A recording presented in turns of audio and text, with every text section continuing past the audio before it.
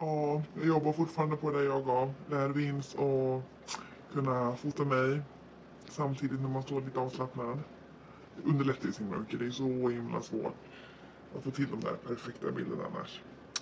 Tänkte visa mitt oerhört, som jag har, fina matbord. Jag har tänkt på det här väldigt länge, må du tro. Sjukt länge på att komma fram till den här idén. Tycker du? Är det för mycket eller? Ja men alltså jag dör fashion-döden. Alltså det där blir så jävla bra.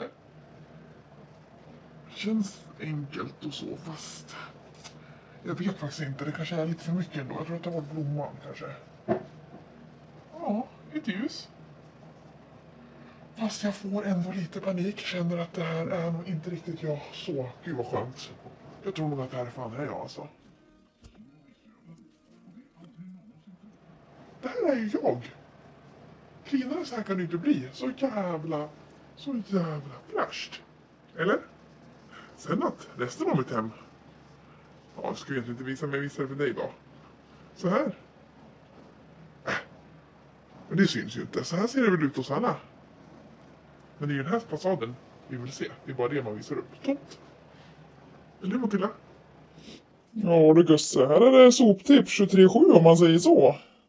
Kanske en stund på förmiddagen. Notelicious ligger och sover middag mellan 9-11 någonting där. Då röjer man lite och gör lite fint. Plockar av, ställer undan lite skor. Har man tur så kanske inte är någon råtta i diskbänken. Men det är ju höjt varden hos oss det. Råttor och dammtussar tar fan överallt.